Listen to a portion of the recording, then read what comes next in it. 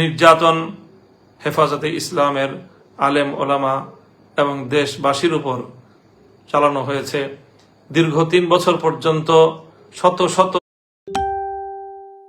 নেতাকর্মীবৃন্দ এই স্বৈরাচারী ফ্যাসিবাদের দ্বারা জুলুম এবং নির্যাতনের শিকার হয়েছে, কারাভোগ করেছে।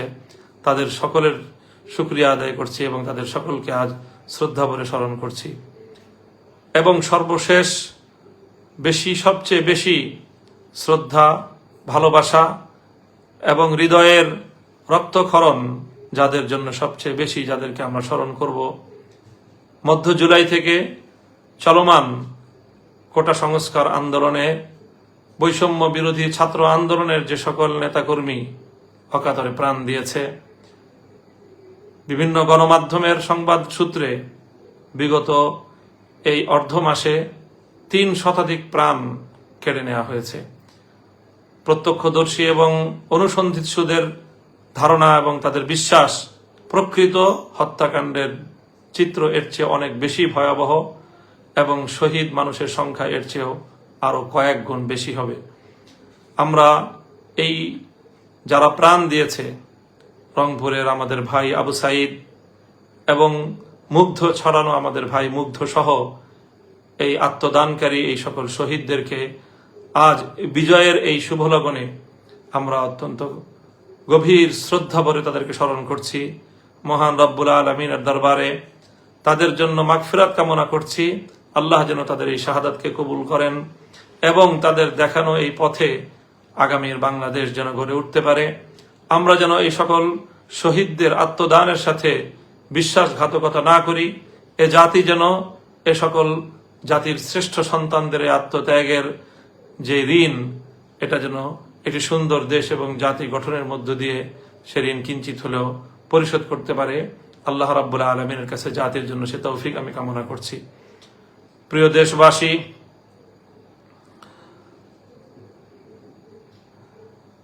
এই আন্দোলনে দেশের সকল ছাত্র জনতা যেভাবে সম্পৃক্ত ছিল, পাবলিক বিশ্ববিদ্যালয়, প্রাইভেট বিশ্ববিদ্যালয়, কলেজ, স্কুল লেভেল সহ এই সকল শিক্ষা প্রতিষ্ঠানের ছাত্রছাত্রীরা যেভাবে তারা জীবনের মায়া ত্যাগ করে সত্যকে প্রতিষ্ঠার জন্য, বৈষম্যকে উৎখাত করে একটি ন্যায় ও সাম্যপূর্ণ জাতি গঠনের লক্ষ্যে তারা যেভাবে মাঠে নেমে এসেছিল, আমার এই স্কুল, কলেজ, বিশ্ববিদ্যালয় পড়ুয়া শিক্ষার্থীদের সাথে কাঁধে কাঁধ মিলিয়ে আমাদের বাংলাদেশের টেকনাফ থেকে তেতুলিয়া পর্যন্ত মাদ্রাসা শিক্ষার্থীরাও তাদের ভাইদের সাথে সংহতি প্রকাশ করে তারা মাঠে ময়দানে ভূমিকা পালন করেছে।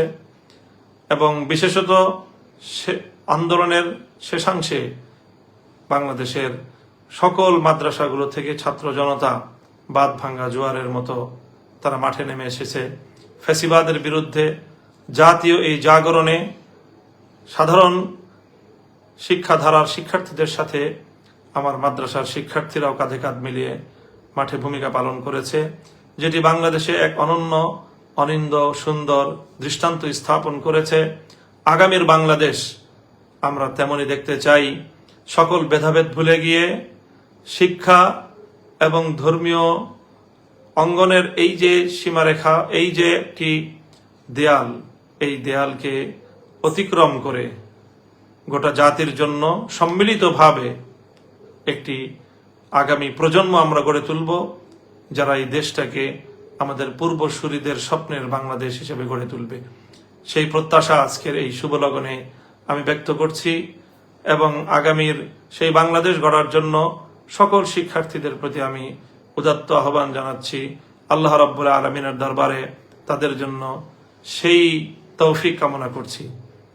প্রিয় দেশবাসী, আজ দীর্ঘ একটি আন্দোলন এবং সংগ্রামের পরে বৈষম্য বিরোধী ছাত্র আন্দোলনের সমন্বয়কদের তাদেরও প্রশংসা করতে হয়। তাদের প্রতি অকুণ্ঠ চিত্তে কৃতজ্ঞতা প্রকাশ করছি। তারা অত্যন্ত দক্ষতার সাথে, সাহসিকতার সাথে, আস্থা এবং সমন্বয়ের সাথে যেভাবে গোটা জাতিকে তারা নেতৃত্ব দিয়েছে, সত্যিকার অর্থেই বলতে হয় যে সাবাস বাংলাদেশ এ পৃথিবী অবাক তাকিয়ে রয়।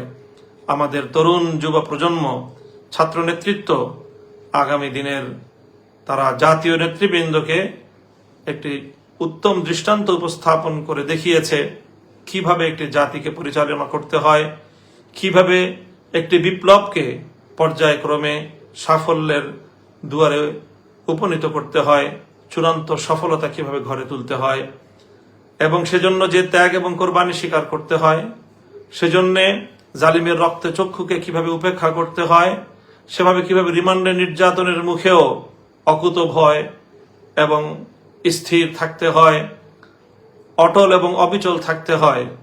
বৈষম্য বিরোধী ছাত্র আন্দোলনের সমন্বয়ক বৃন্দ জাতির সামনে তার একটি উজ্জ্বল দৃষ্টান্ত স্থাপন করেছে। আগামী দিনে তাদের এই দৃষ্টান্ত যে কোনো নেতৃত্বের জন্য একটি মাইল ফলক, অনুসরণীয় দৃষ্টান্ত হিসেবে কাজ করবে।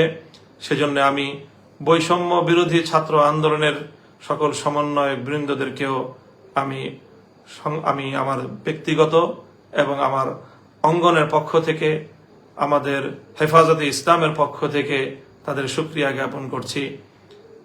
হেফাজতে ইসলামের আমির, অশীতিপর আলেমে দ্বীন, বাংলাদেশের অবিসংবাদিত রাহবার আল্লামা মুহিবুল্লাহ বাবু নগরী যেভাবে তিনি আমাদেরকে এবং জাতিকে, আমাদের এই কোমল প্রাণ, কোমলমতি এ সকল শিক্ষার্থীদের এই ন্যায্য আন্দোলনের পথে সহযোগিতা করবার জন্য উৎসাহিত করেছেন, নির্দেশনা দিয়েছেন এবং আমাদেরকে মাঠে ময়দানে ভূমিকা পালন করার জন্য তিনি আমাদেরকে নির্দেশ প্রদান করেছেন।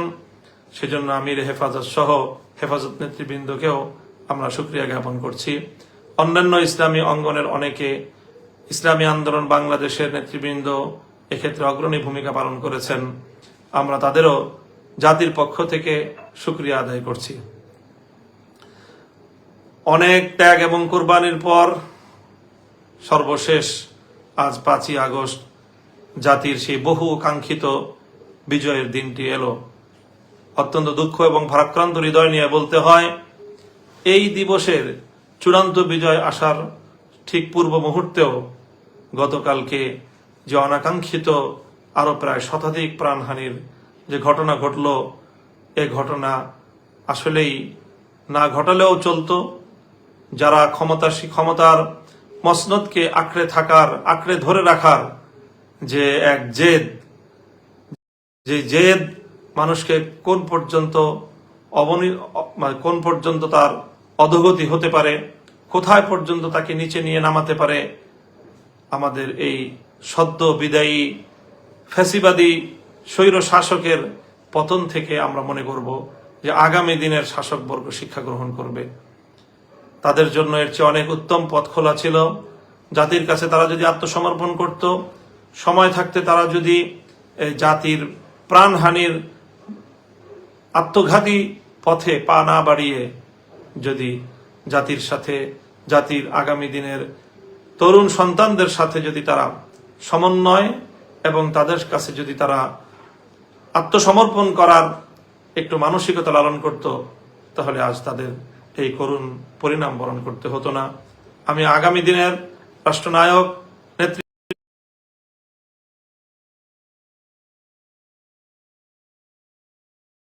নেতৃবর্গকে এই পতনের করুণ ইতিহাস থেকে শিক্ষা গ্রহণ করার জন্য সকলের প্রতি উদাত্ত আহ্বান রাখছি।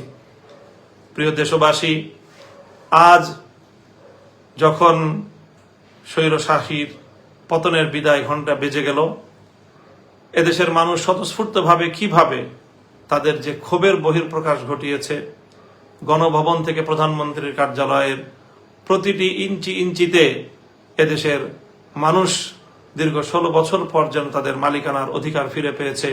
বাঁধ ভাঙ্গা উচ্ছ্বাস এবং বিজয় উল্লাসে আজকের রাজধানী ঢাকা সহ গোটা বাংলাদেশের এই চিত্র বাংলাদেশের মানুষের জন্য আল্লাহ রাব্বুল আলামিনের পক্ষ থেকে এক মহান নিয়ামত এবং আল্লাহর পক্ষ থেকে অনেক বড় একটি কৃপা এবং রহমত হিসেবে আমরা বিবেচনা করছি।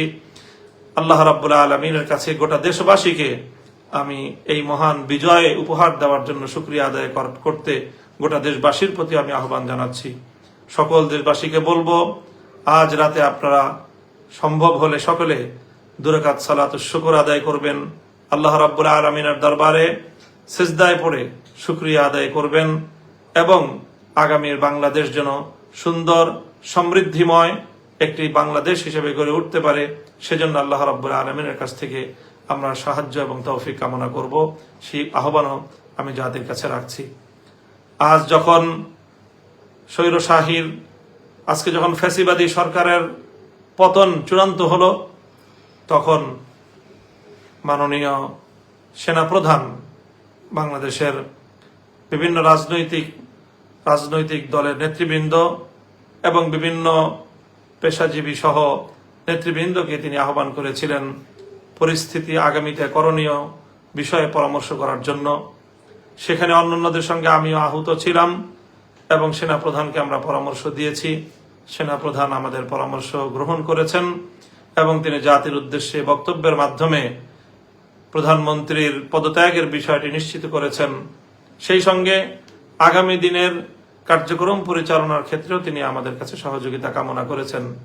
এরপরে আমরা সেনাপ্রধান সহ বঙ্গভবনে মহামান্য রাষ্ট্রপতির সঙ্গে সাক্ষাৎ করেছি এবং রাষ্ট্রপতির সঙ্গে বিভিন্ন পেশাজীবী এবং রাজনৈতিক নেতৃবৃন্দ সহ বিরোধী দলীয় সকল রাজনৈতিক নেতৃবৃন্দ সেখানে উপস্থিত ছিলেন, প্রতিনিধিবৃন্দ। মহামান্য রাষ্ট্রপতির সভাপতিত্বে বা তার নেতৃত্বে সেখানে বৈঠক অনুষ্ঠিত হয়েছে এবং আগামী দিনের জরুরি কিছু করণীয় বিষয়ে আমরা একমত হয়েছি। জাতির উদ্দেশ্যে সেই বিষয়গুলো ইতিমধ্যে আমরা বর্ণনা করেছি। আবারও বলছি যে সেখানে রাষ্ট্রপতি সহ 3 বাহিনীর প্রধান, সেনাবাহিনী, নৌবাহিনী এবং বিমান বাহিনীর প্রধান সহ সামরিক ঊর্ধ্বতন কর্মকর্তাগণ, বিএনপি, জামায়াতে ইসলামী, জাতীয় পার্টি সহ অন্যান্য দলের নেতৃবৃন্দ এবং সিভিল সোসাইটির নেতৃবর্গ সহ অনেকেই সেখানে উপস্থিত ছিলেন এবং বৈঠকের শেষাংশে বৈষম্য বিরোধী ছাত্র আন্দোলনের সমন্বয়ক বৃন্দ কয়েকজন সেখানে অংশগ্রহণ করেছেন। পরবর্তী তাদের সঙ্গে আরো বিশদ বৈঠক হওয়ার সিদ্ধান্ত ছিল। সেখানে আজ যে বিষয়গুলো আমরা ঐক্যমতে পৌঁছেছি সে বিষয়গুলো জাতির জন্য জানা প্রয়োজন।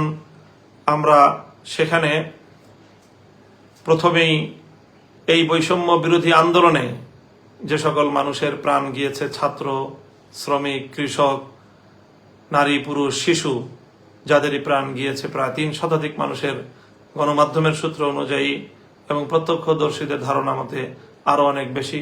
সেই সকল আত্মদানকারী সকল শহীদানের জন্য শোক প্রস্তাব গ্রহণ করা হয়েছে এবং তাদের রুহের মাগফিরাত কামনা করে দোয়া মুনাজাত পরিচালনা করা হয়েছে।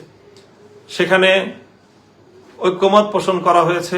সেনাপ্রধান এবং রাষ্ট্রপতি আমাদেরকে আশ্বস্ত করেছেন যে এই সকল হতাহত এবং এই প্রাণহানি, জানমালের অপূরণীয় ক্ষয়ক্ষতির জন্য যারা দায়ী, সকলের উপযুক্ত বিচারের ব্যবস্থা করা হবে এবং কোনো অপরাধী পার পাবে না বলে তারা আমাদেরকে আশ্বস্ত করেছেন, কথা দিয়েছেন। আমরা তাদের কথার উপর আস্থা রাখতে চাই। তারপরে সেখানে আরেকটি সিদ্ধান্ত আমরা একমত হয়েছি আমরা যে দ্রুত সময়ের মধ্যে অন্তর্বর্তীকালীন একটি সরকার গঠন করা হবে। আমরা আশা করব যে সেটিও ইনশাআল্লাহ দ্রুত সময়ের মধ্যেই জাতির সামনে অন্তর্বর্তীকালীন সরকারের রূপরেখা সহ সকল বক্তব্য জাতির সামনে খোলাসা হয়ে যাবে। সেই সঙ্গে এ বিষয়ে একমত হয়েছেন। রাষ্ট্রপতি আশ্বস্ত করেছেন যে বাংলাদেশের সাবেক প্রধানমন্ত্রী বেগম খালেদা জিয়া সহ বৈষম্য বিরোধী আন্দোলন চলাকালে বিগত প্রায় জুলাই মাসের শুরু থেকে হালনাগাদ বিরোধী দলীয় রাজনৈতিক নেতৃবৃন্দ, নেতাকর্মী, ছাত্র নেতৃবৃন্দ এবং যে সকল নিরপরাধ মানুষকে নির্বিচারে ব্যাপক হারে গণগ্রেফতার করা হয়েছে গত 1 মাস যাবৎ, তাদের সকলকেই 2-1 দিনের মধ্যেই মুক্তির ব্যবস্থা গ্রহণ করা হবে। সেনাপ্রধান নিজে এ ব্যাপারে আশ্বস্ত করেছেন, রাষ্ট্রপতি নিজে দায়িত্ব গ্রহণ করেছেন। সেই সঙ্গে সবচেয়ে গুরুত্বের সঙ্গে যে বিষয়টিতে আমরা একমত হয়েছি সেটি হলো এই বিজয়কে যেন কেউ কলুষিত করতে না পারে, অভূতপূর্ব জনতার এই বিজয়কে যেন কেউ কলঙ্কিত করতে না পারে, অনাহত, অনাকাঙ্ক্ষিত আর কোনো ঘটনা যেন আমাদের জাতীয় জীবনকে আমাদের আঘাত দিতে না পারে, সে বিষয়ে আমরা সকলেই সজাগ থাকব। প্রিয় দেশবাসী, অনেক প্রাণহানি হয়েছে, দেশের জাতীয় অনেক স্থাপনা ধ্বংস হয়েছে, অনেক অপূরণীয় ক্ষয়ক্ষতি ইতিমধ্যে হয়ে গিয়েছে। আর কোনো ক্ষয়ক্ষতির ভার বহন করার সক্ষমতা আমাদের এই বাংলাদেশের নেই।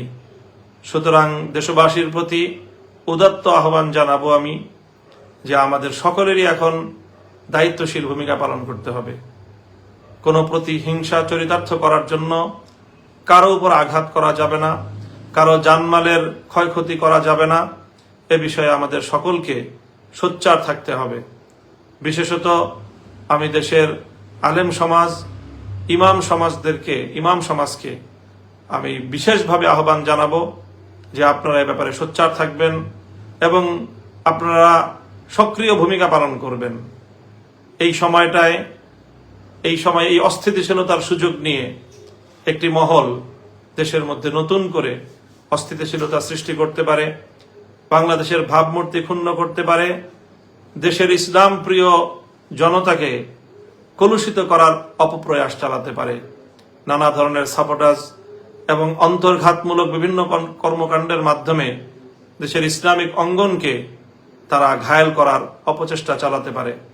এজন্য বিশেষ করে অন্যান্য ধর্মাবলম্বী সংখ্যালঘু যারা রয়েছেন তাদের ধর্মীয় উপাসনালয়গুলো এবং তাদের ব্যবসা প্রতিষ্ঠান, তাদের বাড়িঘর, তাদের সহায় সম্পদ, তাদের জানমালের প্রতি আমাদের সকলকে অত্যন্ত সতর্কতার সাথে দায়িত্বশীল ভূমিকা পালন করতে হবে, যেন কোনো একজন সংখ্যালঘুর উপর কোনো ধরনের আক্রমণ, তার জানমালের ন্যূনতম কোনো ক্ষয়ক্ষতি যেন কোনো দুষ্কৃতিকারী করতে না পারে।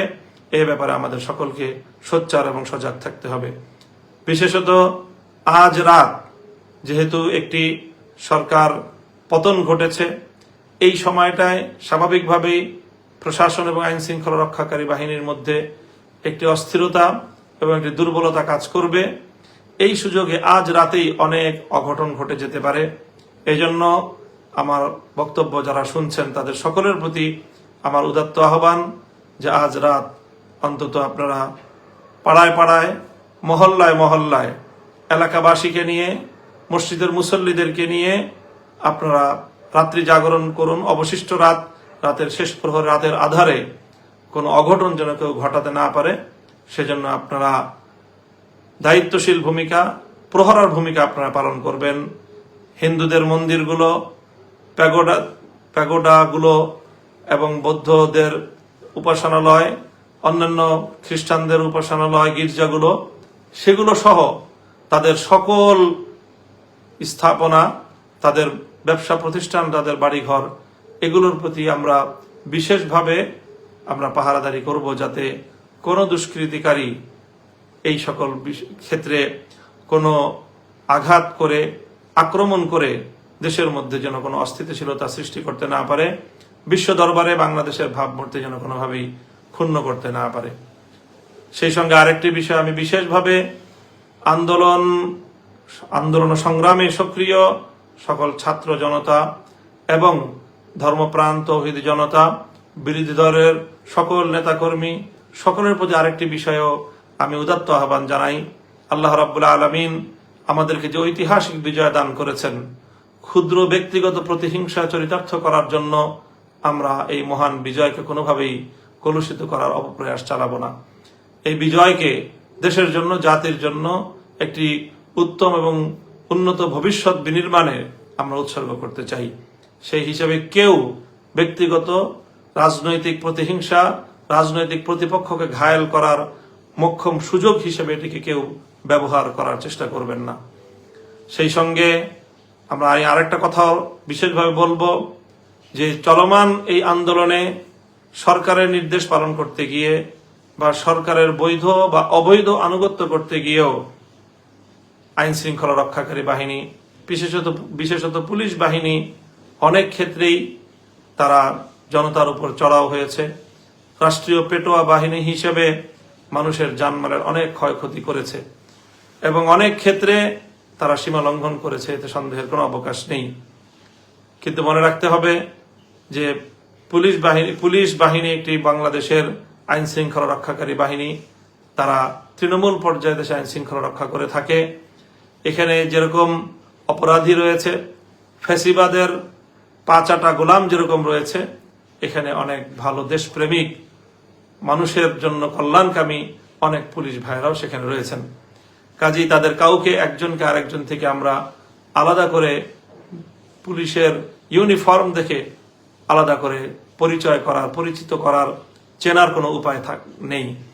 কাজেই এই সময়ে সেই আমাদের ক্ষোভগুলোর কারণে নির্বিচারে কোনো পুলিশের উপর, থানার উপর হামলা করার যে সকল দুঃখজনক ঘটনাগুলো ঘটছে, এ বিষয়েও আমি দেশবাসীর প্রতি সংযমী ভূমিকা পালন করার উদাত্ত আহ্বান জানাচ্ছি যে আপনারা এই ধরনের আর কোনো থানায় আক্রমণ ঘটানোর মতো দুঃখজনক বেআইনি কার্যক্রম আপনারা কেউ করবেন না।